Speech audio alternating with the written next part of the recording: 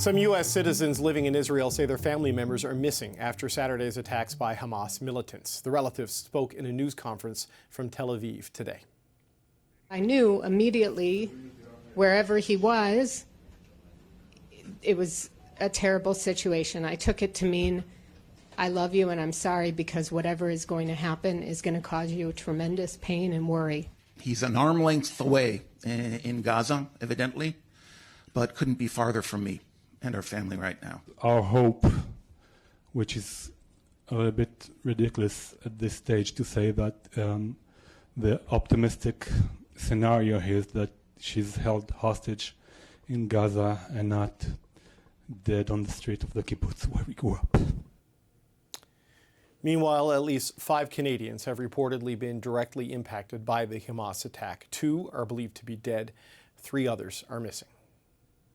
Shanna Orlik is the binational missing persons liaison for the Civil Crisis Center, supporting Israeli families affected by the Hamas attack. Ms. Orlik is in Tel Aviv. Shanna Orlik, thank you for joining me today. Thank you for having me. You're connected with many families impacted by the hostage taking here. Do you have a sense of how many people are missing or have been captured by Hamas?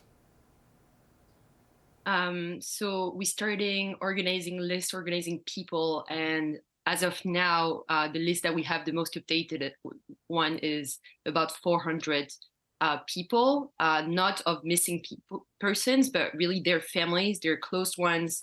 So we estimate at about 380 for right now, from families, reaching out and telling us their story and signing up in this new initiative that we launched.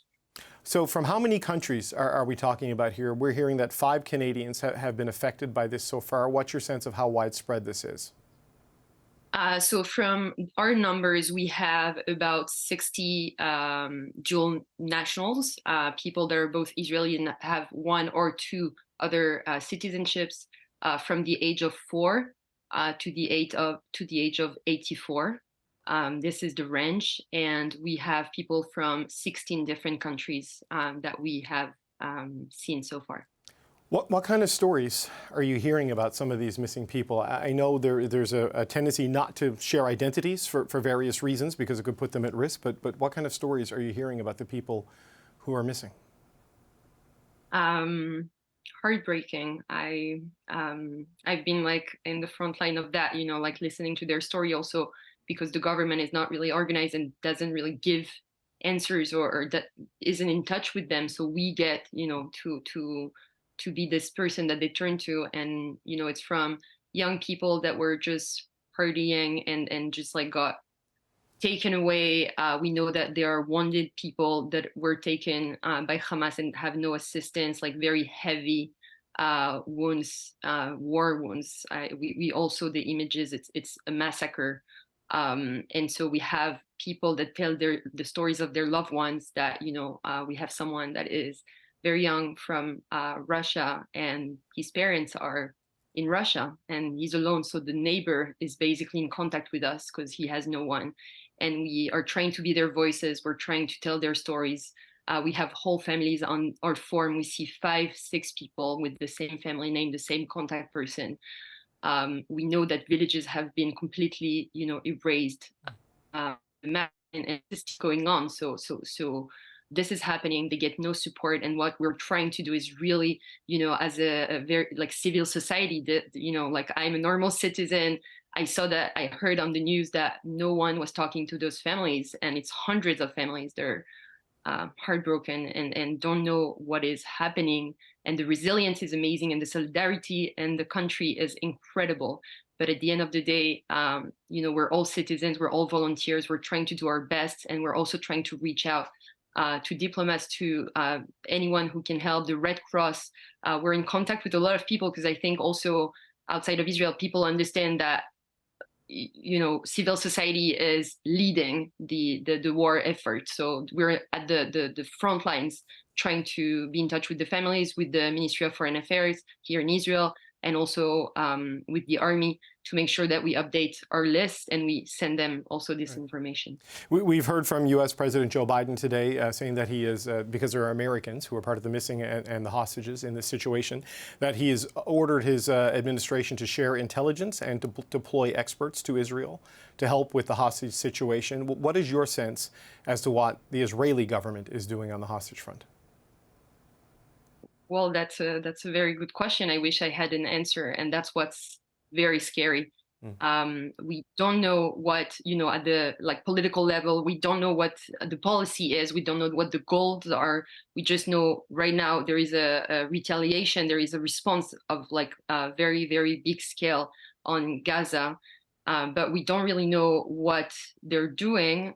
So we're very happy, I think, that the U.S. is announcing this, that President Biden is joining and is going to help, because it feels like this, it's not, I'm going back to this, right? If you have thousands, hundreds of thousands of citizens just, doing those kind of initiatives and talking with diplomats abroad, then there must be something wrong, and we're trying to fix it, but it's just like a human disaster. And what I want to say is that I think this is the best thing that we could hear today from President Biden.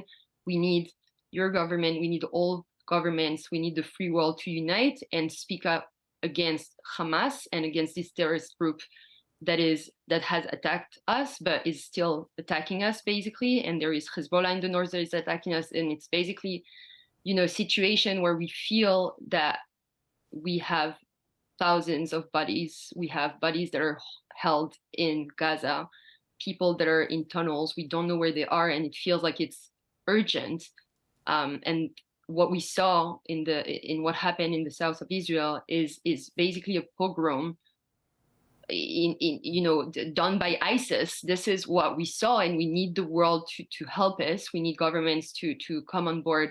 And it needs to be big, and it needs to be now. And I hope there will be more than follow President Biden in his declaration. There are reports that many of the hostages have been taken into Gaza itself.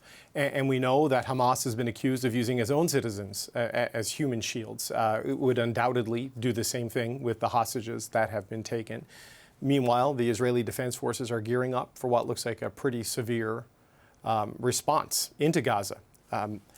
What are the concerns amongst the families of the missing that a full-scale military operation could happen before their loved ones are returned or found?